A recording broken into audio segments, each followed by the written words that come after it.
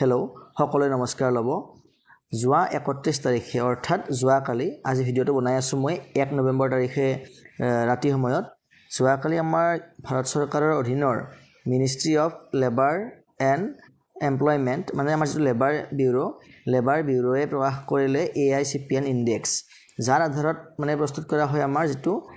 DA সেই DA নিৰ্ধাৰণ কৰা হয় ডিয়াৰনেছ এলাউন্স বা ডিয়াৰনেছ ৰিলিফ নিৰ্ধাৰণ কৰা হয় তাৰ ইনডেক্সটো প্ৰকাশ কৰিলে আৰু ইনডেক্সত আমাৰ সেপ্টেম্বৰ মাহৰ বাবে যেটো সূচকাংক মানে বাহিৰ হৈছে মানে ওলাই আহিছে সেই সূচকাংকটো হৈছে 147.3 এতিয়া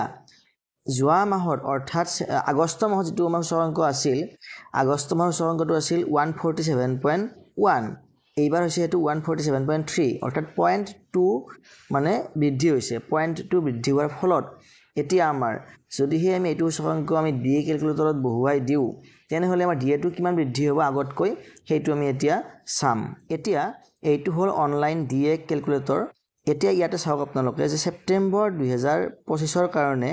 যেটো সূচকাংক হৈছে হেতু হৈছে 147.3 এতিয়া এই 147.3 যেতিয়া আমি DA ক্যালকুলেটৰত বহুৱাই দিলো আমাৰ DA টো বাহিৰ হৈছে 59.31 আৰু এই যেটো DA মানে আমাৰ সূচকাংকটো ওলাইছে এইটো জুন মাহত আছিল 58.18 মানে তেতিয়াৰ পৰা এতিয়ালৈকে যিখিনি বৃদ্ধি হৈছে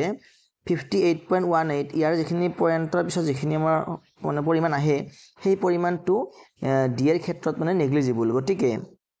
চাবলৈ গলে 58 ধৰিব পাৰি তেনেস্থলত এতিয়া কাৰেন্টলি হৈছে 59 গতিকে 1 পইণ্টৰ বৃদ্ধি হৈছে 3 মাহত আৰু এই 3 মাহৰ যদি আমি ফ্ৰেকশন খিনি চাও 58.52 58.94 59.31 তেনে হলে জুন মাহৰে পৰা আমাৰ এই 3 মাহৰ যেটো গড় এই গড় যেটো বৃদ্ধি এটো হৈছে আমাৰ 0.37 এটো হৈছে আমাৰ 0.37 তেনে হলে আগন্তুক 3 মাহত অৰ্থাৎ অক্টোবৰ নৱেম্বৰ আৰু ডিসেম্বৰৰ DA যেটো আমাৰ AICPN যেটো ইনডেক্স এটো আহিবলৈ বাকি আছে তেনেস্থলত এই 3 মাহত যদি আমাৰ এগেইন 0.37 কৈ বৃদ্ধি হয় তেনে হলে আমাৰ বৃদ্ধি হ'ব 1.13 আৰু 1.13 যদি আমি 59.31 ৰ লগত যোগ কৰি দিও তেনে হলে আমাৰ যেটো মানে ফিগাৰ আহিব নেক্সট হেতু হ'ব আমাৰ 60.44 অৰ্থাৎ 44 খিনি আমাৰ নেগলিজিবল হ'ব সেইখিনি ধৰা নহব নধৰিলে আমাৰ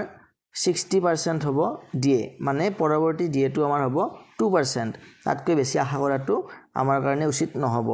মানে ভিডিওটো বনোৱাৰ উদ্দেশ্য এইটোই আছিল যে যদিও আমি এইটো মাহত জুলাইৰ DA ৰ কথা কৈছো মই যদিও আমি জুলাইৰ DA টো